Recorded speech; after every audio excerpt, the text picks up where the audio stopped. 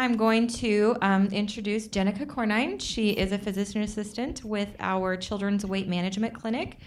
She is also here with Dr. Christina Fernandez. She is our medical director for our weight management clinic. And without further ado, I'll just turn it over to you guys. All right. Thank you, Danny. Let me know in the back if I'm not speaking up loud enough. I'll try to do my best. Again, thanks for coming and joining us today. I know it's beautiful outside, and I wish I could be out there myself, but I'm glad to have you guys here.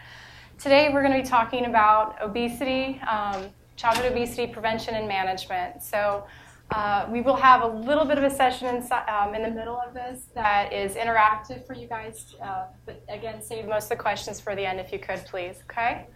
So to get started, all right, so our objectives today are to, first of all, learn what defines overweight and obesity in children. It's hard to know what we're looking at if we don't give you guys a picture of what that means. All right, and then to also look at the consequences of obesity, as well as what is healthy eating behaviors. Then we'll talk about recommendations for prevention and then recommendations for treatment. All right, so first, how do we define overweight and obesity in children?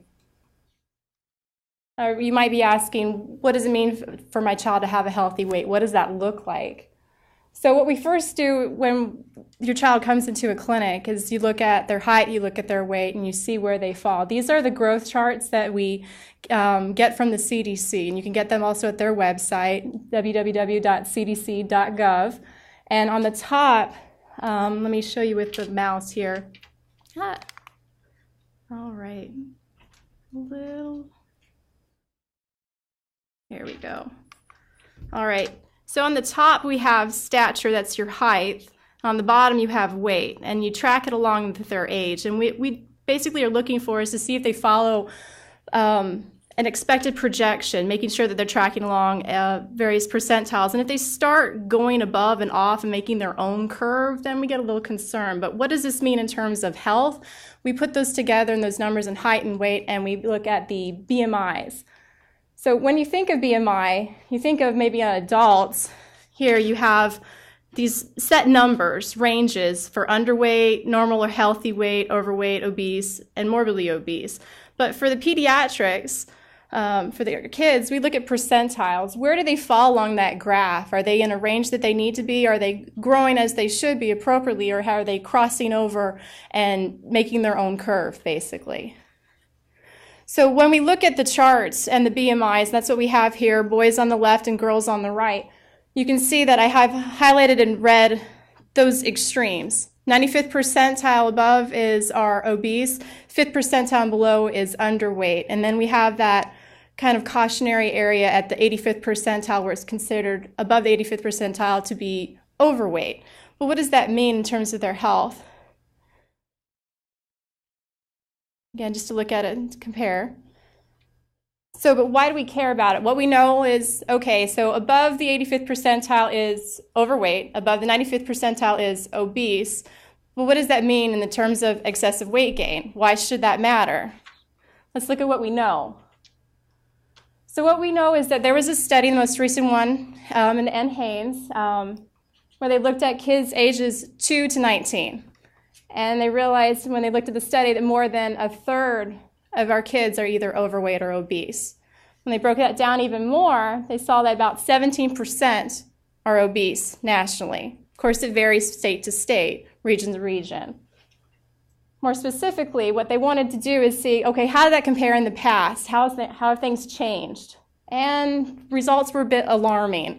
From ages 2 to 5, the rate went up double.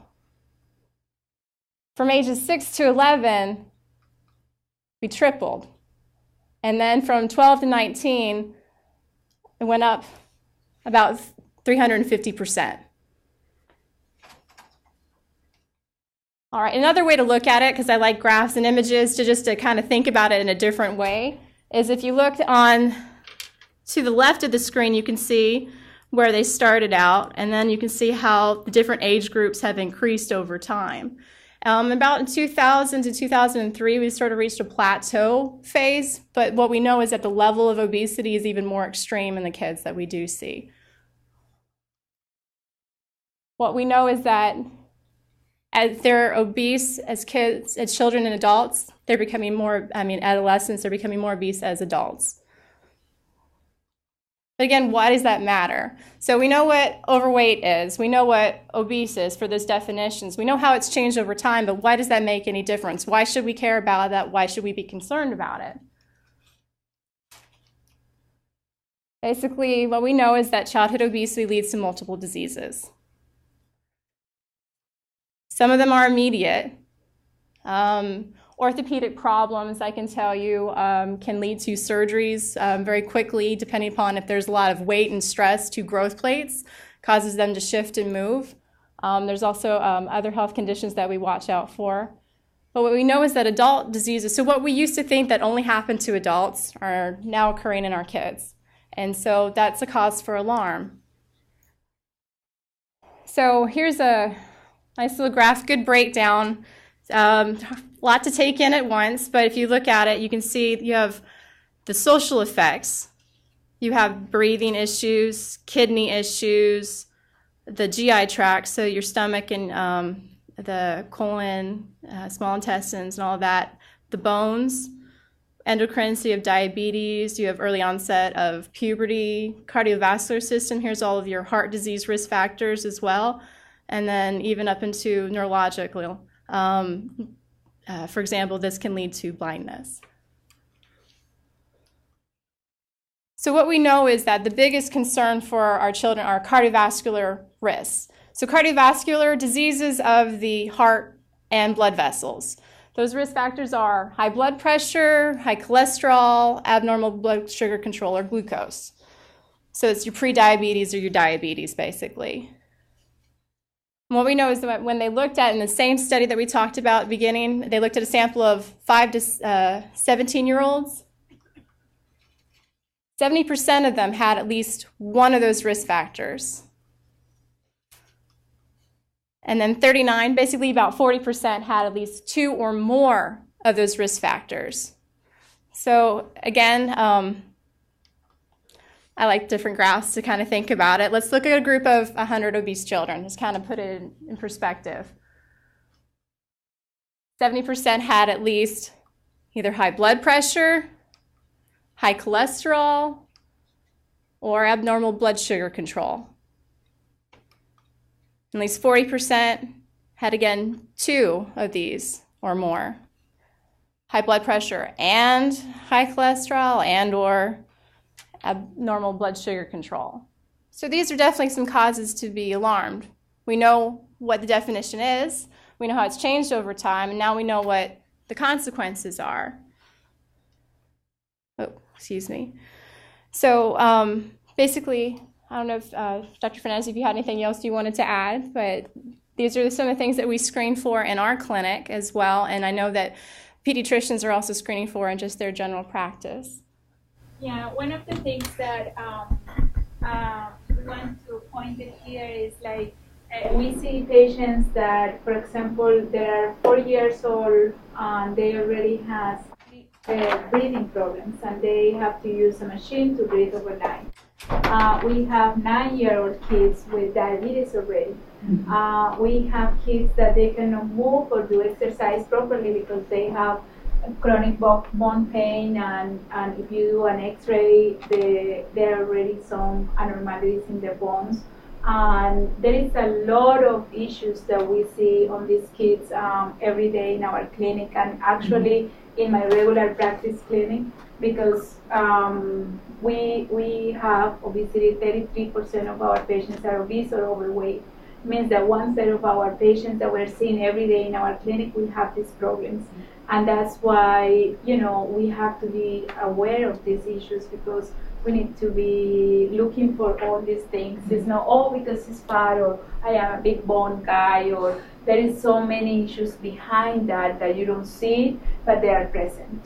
And just to reiterate what Dr. Fernandez said for the people at home, she talked about how basically for the kids that she sees in her general practice as a pediatrician, she sees patients who, as young as 4 years old, might have sleep apnea, 9 years old may have diabetes, other growth and developmental issues where they may not be able to move like they need to and have limitations to their mobility because of their weight. And there's also the social issues. Depression is a big problem with our kids.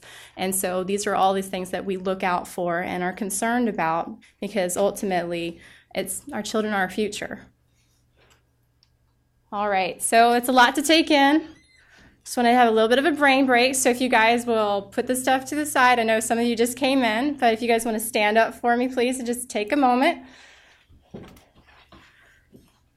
We know just getting up and getting the blood circulating and flowing will help to start thinking about what we have. I have a beach ball just for a minute or so, if you will humor me if you could. Let everybody who takes the ball, why don't you say, why do you think we have more obesity now than before in the 70s? All right. Why do you think? Because kids have too much TV to watch. Because kids have too much TV to watch. Go ahead. I'm throwing it to you. Be prepared. We're just passing the ball around for those at home. I have to blame it on fast food. Blame it on fast food. Okay. Go ahead and pass it on. We'll keep the ball going. Lots of processed foods. Lots of processed foods, okay. Kids want computer games. Kids like computer games. There was the TV. Yeah. I'm sorry, say that again? A little creativity with exercise. Need more creativity with exercise. Technology. Technology, okay. Keep it going. I would say buffets. Buffets, okay. All right. The portion size, actually. The portion size, if you see a hamburger from McDonald's 20 years ago, was half of the size. And if you see the portion size now is double. And we went to China last year, and the portion size is small, and everybody's skinny, and I love it. Even they were so skinny, and I said, oh, and you get full with, one with the small size. So Dr. Fernandez mentioned the portion size as far as the buffets for the people at home. So go ahead and pass the ball across, or if you have something in the back. It's just accepting that you should just love whoever you are, but there isn't a choice to be, there really is a healthy and unhealthy way to live, but you just always say, well, whatever you look like is fine. Okay, so relativity, acceptance, as far as what's healthy and unhealthy way of living. Okay. Things have been taken. I said all my things have been taken already. It's all this. Okay, all things are good. I think a lot of it is because there's so many moms working, they just stop at McDonald's instead of going home and making a healthy meal. So a rush lifestyle, basically, not making enough time to cook at home. Exactly. That's Yeah. exactly completely right. Yeah. I think maybe people are afraid to let their kids play outside or walk to school, things like that. Fear of going outdoors, safety in the neighborhood, or letting your kids get hurt, maybe. Agreed. Lack of imagination with what exercise can be, and Excellent. Okay, lack of imagination with exercise can be good. Great, thank you. You know how our sedentary life is? We don't have to stand up and open the garage. We just click. Yeah. And if you see how many calories you spend if you just stand up and do it, it's completely, if you have the TV and you just change the TV, and obviously, like somebody said, the technology is one of the huge problems. But when we look, and there is a lot of people working why we have more obesity now. If you see, it's tons of things. It's what you say plus a lot of small things, that there is more construction for cars, like streets, than for bike riding. There is a lot of things that we are missing. That's why we are trying to go up. All right, so for the people at home, we're talking about, it's all right, basically the little things. You guys can sit back down, by the way. The little things in life, like getting up and actually turning on the TV or changing the channel or opening your garage door, those small things, and how our lifestyles are basically catered to more relaxed or sedentary lifestyle. All right. Okay, so the next thing, let's talk about prevention. So basically with prevention, we want to establish a good foundation. If it's not already there, we want to get to that point where we do have a good foundation. All right, so when you think about prevention, you got to think about what basically is changeable and what's unchangeable.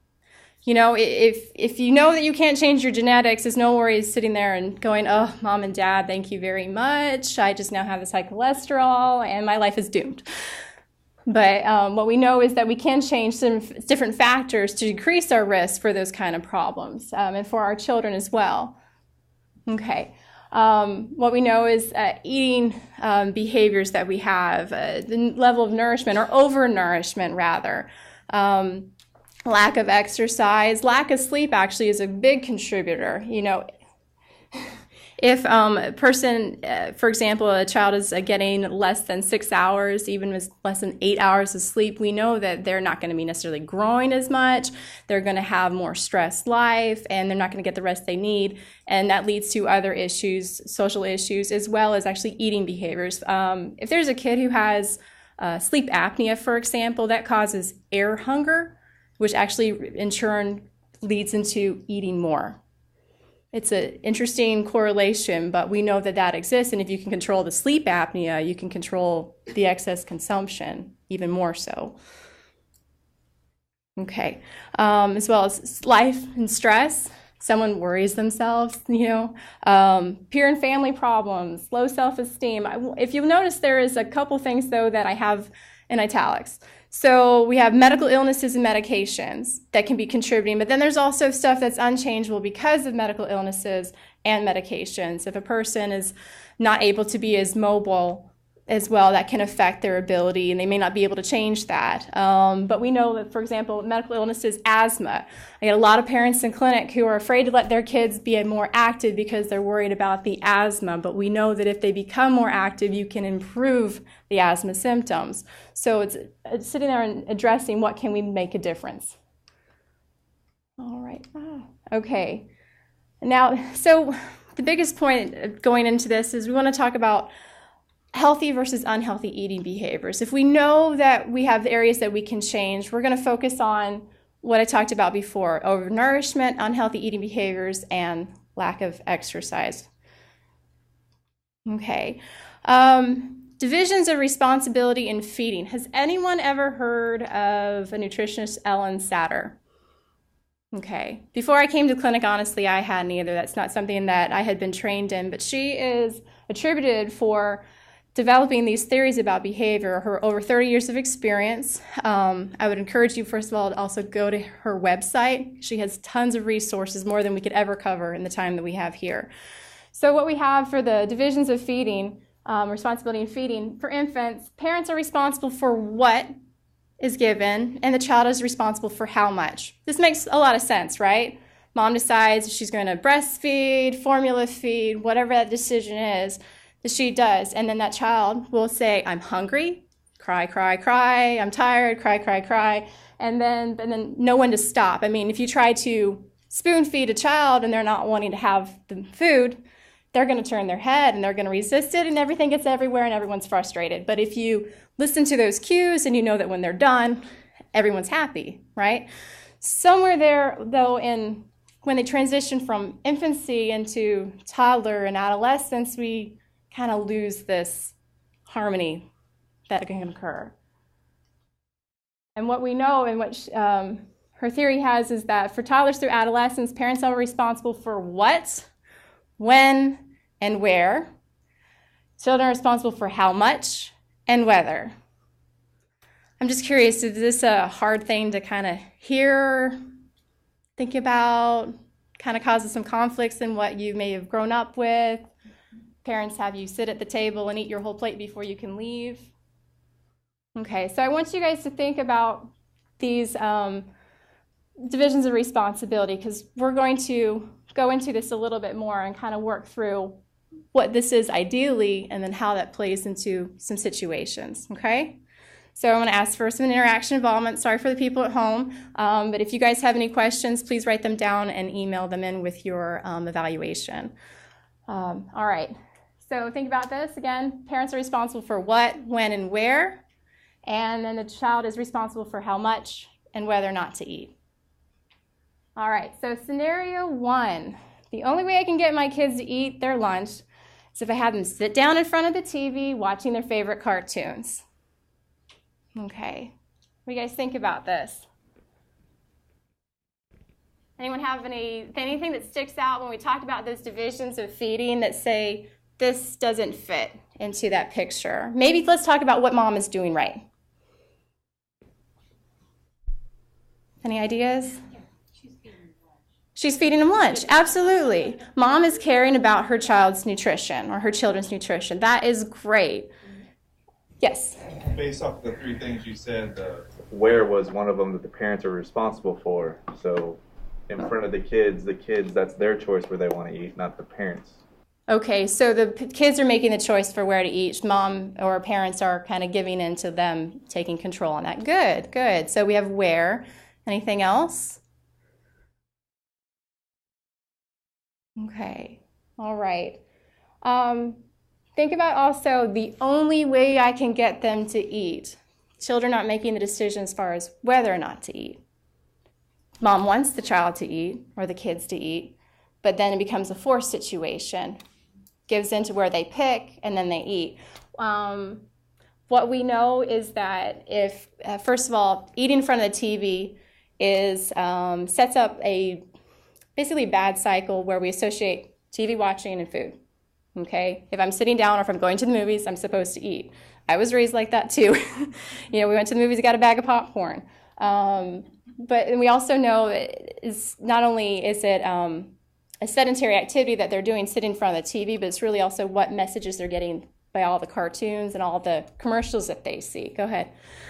Quick question. Okay, the whether or not the child wants to eat or not. Okay, we're sitting them down for lunchtime. I get to pick when. It's lunchtime, let's eat. The kid doesn't want to eat. Mm-hmm. Therefore, they're like, okay, you don't eat until dinner time? Or snack time. Absolutely. But with the snack time then, like...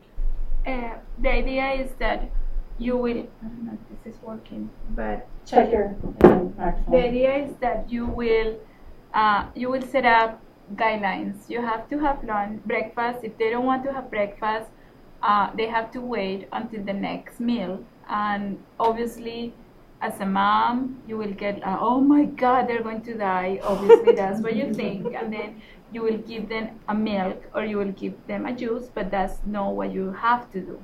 They have to wait until snack time, and the snack time will be the smallest snack time, and then they're not going to die. And then if they don't want to eat the snack time because they don't like the fruit or whatever, you have to wait for lunchtime. Mm-hmm. And if they don't want to eat lunchtime, you have to wait. And I am telling you because my husband made me cry, and he's like, he has to wait, and it's like, oh my God, he's hungry. And he eat rocks at dinner time because he was so hungry. But it was the only way that he understood that it has to be on a scheduled time. It gets them to the schedule, it learns them to be efficient. That I have a toddler, I have a almost 4-year-old at home, and sitting him down can be a struggle. So I will definitely hear it for any parents of toddlers. But if you make it that schedule and they know it, it might be a struggle. It's like getting them to stop crying at night so that they can go to sleep.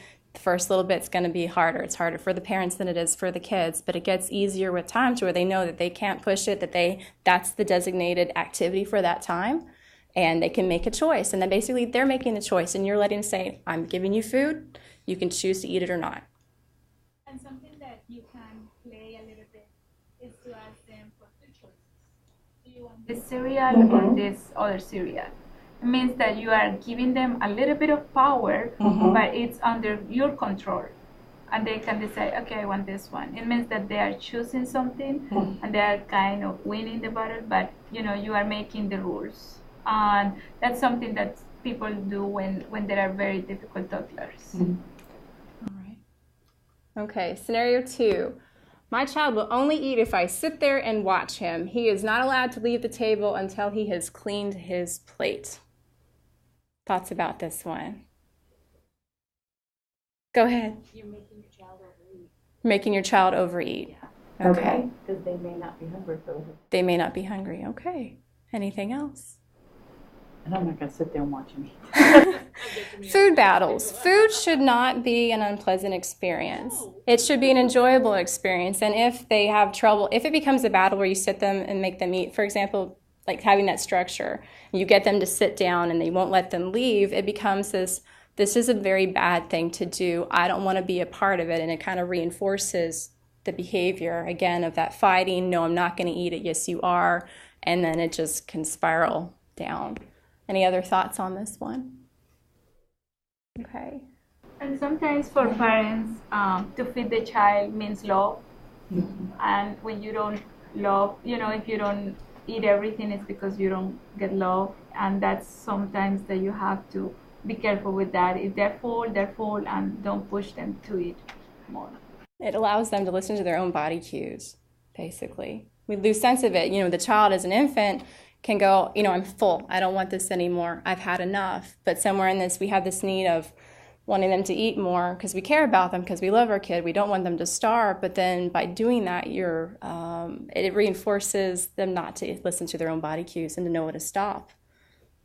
Okay. So, all right, scenario 3, my son refuses to eat his dinner. He'll just sit there and pick through his food. Shortly after we're done, he'll go straight to the pantry, pulling out a cereal box. I don't know what to do if I let him eat, so I let him eat some cereal. I'm afraid he'll starve himself to death.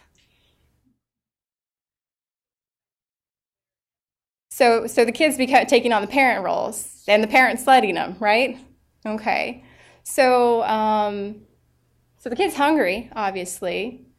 Any other thoughts on this? What about thoughts on how can the parent combat this behavior? What do you think they can do? Put the cereal box out of the kids' reach. Okay. It's kind of like timeout. They leave, you put them back. Don't say anything, put them back in some ways. But then you're also putting them back at the table. So what can you do as well?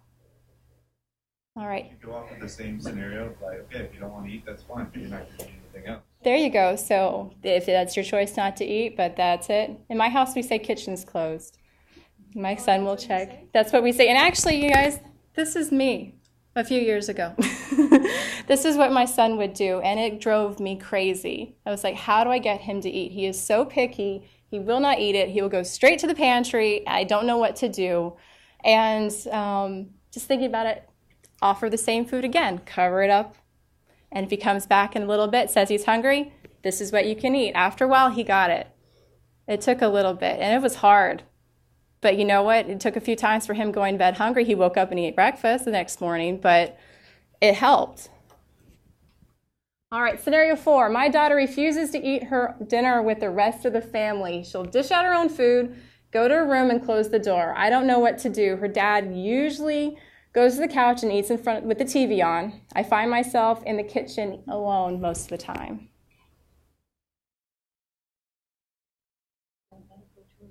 Don't let her go to her room. Don't sit in front of the couch, in front of the TV. Okay, so they don't have really a central place to eat?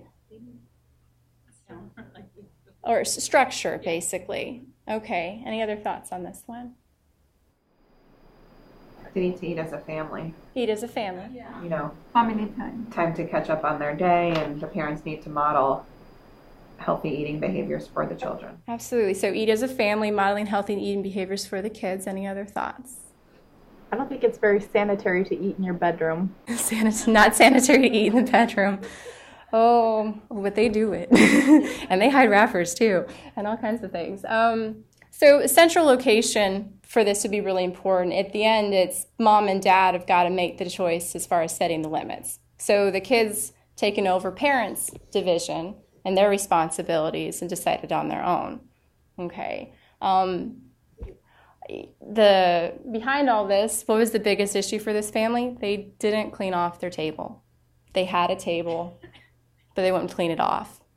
And it's really hard to, be talking to a child saying, you need to eat less and you need to do better if the parents aren't modeling that for them and setting the standard.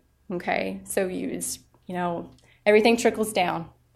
And we teach our kids good or bad. I don't know if, for me, it was when my son started repeating what I would say in the car, not that I don't cuss or anything, but yelling at other cars occasionally. And you start to hear, oh, I'm teaching him the good stuff and the bad stuff. Maybe I need to change my ways. So, sorry. All right, scenario 5. Mom, it's so much easier to let the kids pick what they want to eat and make it for them. Interviewer, how's that easier? You sound like a short order cook. Mom, I don't have to hear all the complaining and fighting about what I've made. Kind of seeing the repetition here, seeing the pattern. All of it has a bit of dysfunction to it. Okay. So who becomes the parent and who's making the decision? So sometimes it just takes sitting down and basically looking at that and going, okay, where are these battles that we have, and where's the child overstepping into the parent's role, and where's the parent overstepping into the child's role? All right, so how can parents learn the what, when, and where? So what? Education, basically. We know it, but sometimes it has to take it down and just break it down as far as what that means. We've seen the guidelines change over the years. The most recent change we've had is the My Plate versus the food pyramid. Have you guys heard about it, seen it? Has anyone not? Okay. I love that visual because that just means so much. I would stare at that food pyramid and not know what the heck it meant in college. But it just, that My Plate breaks it down as far as what is the plate really supposed to look like? Because in the end, that's what we really want to know as parents and just as individuals. And then My Pyramid also. These are great places of resources. I would encourage you to go to there. They have ideas for meal planning, cooking and making meals on a budget, just different things to help go through some of the problems or basically strategizing through some different scenarios as far as what you can do. When? Make a schedule and keep it, as we talked about. This is meal time. This is snack time. You cannot, snack time's in 30 minutes. Sorry, you're going to have to wait. Dinner's in an hour. That's it. Yeah.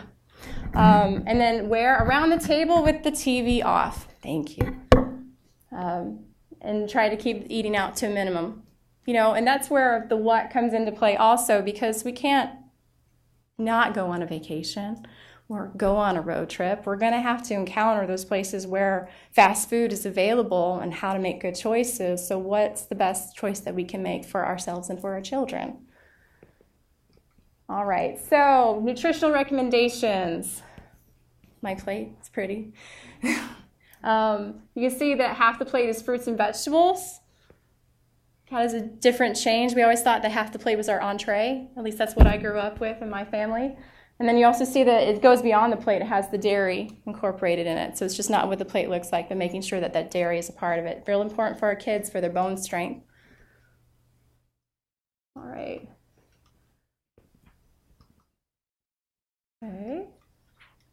All right. So eating a healthy, filling breakfast. Okay. So basic. But again, it makes the biggest difference. I don't know if you guys have kids that skip meals, may not eat the food at school, they don't like it. You pack a meal, they don't want to eat it. I'm not hungry in the morning, I just want to go, leave me alone because I'm really grumpy and you just got me out of bed. But what we know is that with breakfast, it is the most important meal of the day. Just talking to a friend of mine, she trying to lose some weight, lost 5 pounds just by starting to eat breakfast. She actually started eating more. But in the end, actually, by eating breakfast, she wasn't catching up on missed calories at night. So it's not just about having the energy for the rest of the day, but it's about keeping from overeating at night.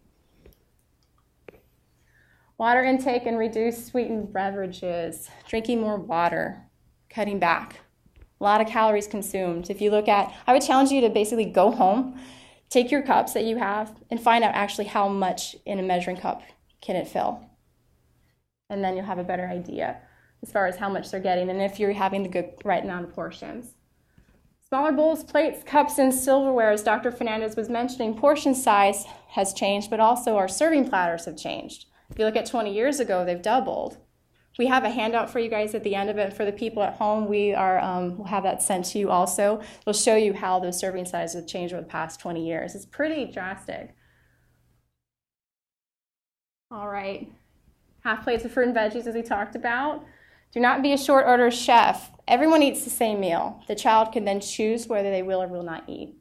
By doing that, they also are exposed to more foods. One way to help incorporate if you're introducing a new food is include at least one of their favorite items. That'll ensure that they have something there that they might like to eat that they can associate with as they try new stuff. And don't require them to clean their plates because then they're not listening to themselves and their sense of fullness. And if that's a problem with transitioning from that, maybe giving them smaller portions. You know, kids can get a bit overwhelmed with what you put in front of them. If you know this is what you want, but then you're afraid the food might go to waste, maybe cut in half. Start with smaller. If they're still hungry, you know that that's there and you plan to feed it to them anyway, but then they can have that. All right, eat around the table, TV off, eat more slowly. Waiting 10 or 15 minutes before getting seconds as well. By doing that, allows them to feel more full, and if they're still hungry, well, shoot, let them eat. We usually do veggies as the second helping as our recommendations, but meal planning, I do this, and if I don't do it, oh my gosh, my whole budget has gone out. But all you have to do is plan 3 to 4 meals a week.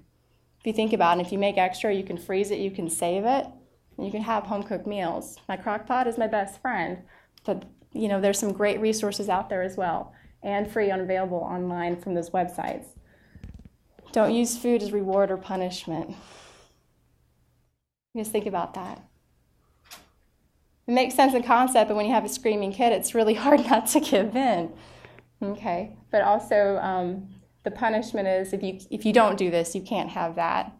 Deciding what it is going to be, and maybe you did really well today. Let's go out and have mommy or daddy time, or grandparent time, and then saying, oh, while we'll go out, we'll have some ice cream. Then it becomes just a time together and not something that they did reward. But or you can do something else, go to the zoo, for example, instead. And then make changes as a whole family. This is really, really important. If you single out a child, or if a child's singled out, they're going to feel more like an island than ever before. And ultimately, the whole family is going to get healthy. All right. And most importantly, modeling. I think you guys get that. Okay. Recommendations for activity, a lot shorter here. 2 to 5-year-olds, no specific recommendation, let them play.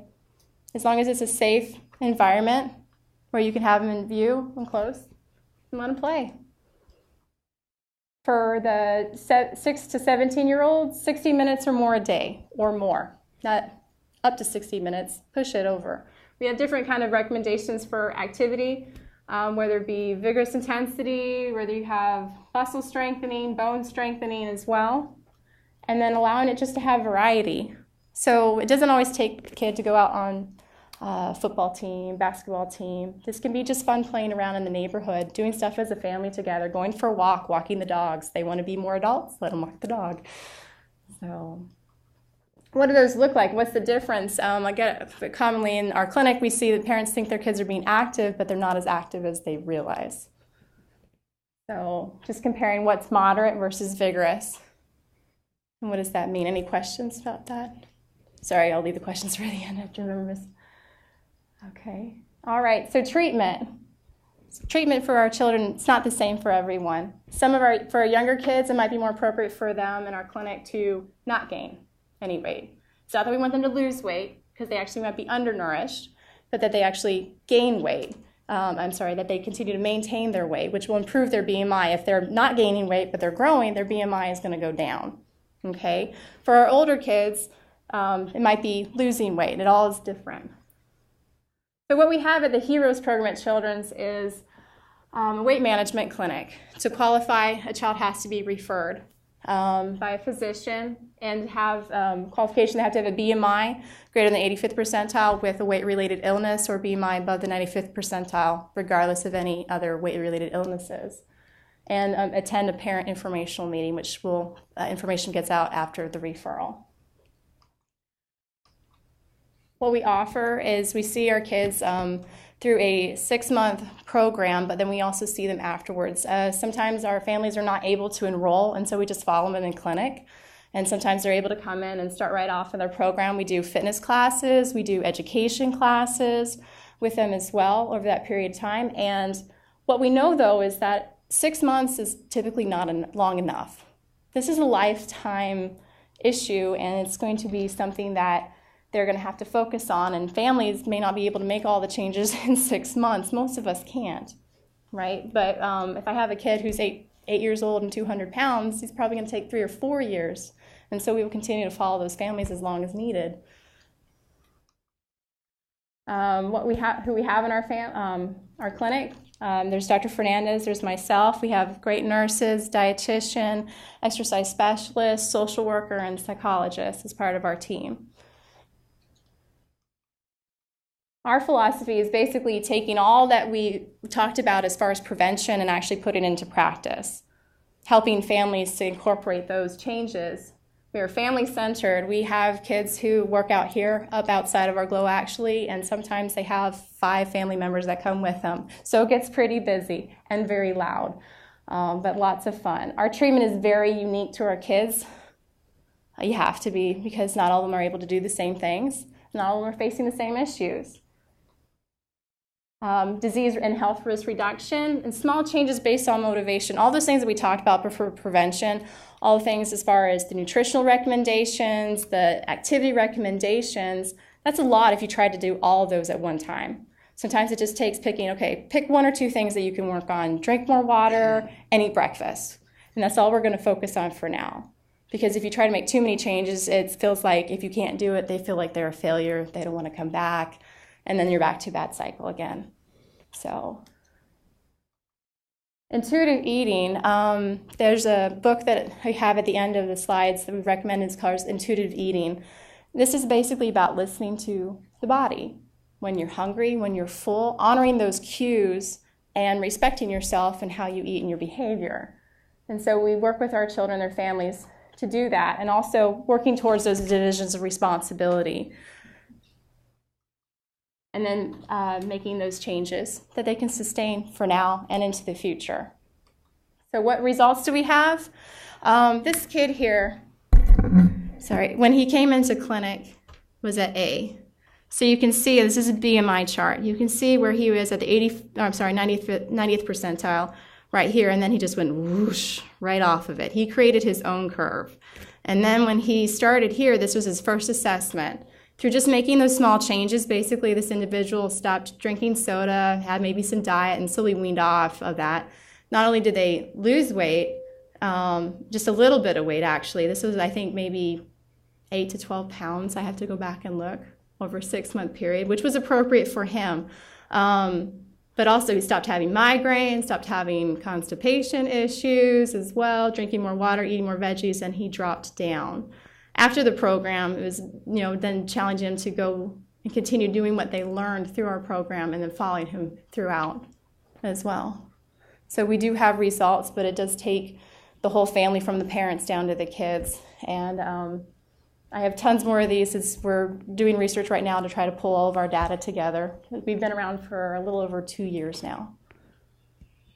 All right, so resources that we have. Here's websites that we have on the top, some recommended books that I've talked about as well. Ellen Satter, there's her website as well as several books that she's written, great resources that we talked about, and much more than we could ever go through here now. So thank you very much. Questions? I have school-age children. Okay. And they are able to pick what they want to eat for lunch. And so I don't have any control over that. Sure. How do you change that so that they don't eat vegetables except for carrots? And Okay. so I'm trying to get them, because the school they have a salad bar, they offer fruits and vegetables, but my girls don't take that. They take the chicken patty and the chicken nuggets and the fries. Okay, so and the pizza. No, they don't like the pizza. All right, so the question for those people at home is one individual here has school-aged children, and they're able to pick what they can eat for their meals, and then they don't always make the healthiest choices. So I would encourage you, first of all, to sit down and talk with them about it. If it is so much of a problem that you're concerned packing their lunch for them. Sometimes it takes that of just saying, if they're not going to make choices, I'm going to, good choices, I'm going to pack it for you, and you can eat that as well, and then find out how that they're doing also. Talking about their choices, also with their pediatrician, we sit down and work with our kids through that also. It depends if they're younger, it's more modeling the parents. If they're older, into their tweens and adolescents, it's really taking ownership of what those choices mean. That's a really hard transition. But I would talk about that and see if maybe packing the lunch is the better way to go for now. Okay? Yeah. Well, based off of that, since also the food pyramid is basically what your like daily intake should be. If they're eating unhealthy for lunch, and you're like, that's a hassle, I don't want to deal with it. Sure. You want to eat junk food, that's fine. But when you get home, it's primarily a really healthy meal, like something I can control. You had the fat for the day. We're not having any of that for dinner. Absolutely, and there's a balance. We actually have I hate to say as a rule, but a philosophy also in our clinic that there is no actual bad food or junk food. It's all how much and how often. So if it is just where they make a poor choice every once in a while, and that it's a matter of being able to teach them on the other environments that you can control, whether it be breakfast as well as dinner, and just continue to talk about it. When you guys leave, you'll get a packet that has the My Plate picture and some crayons that you can maybe sit down and talk about your kids and talk about those choices as well.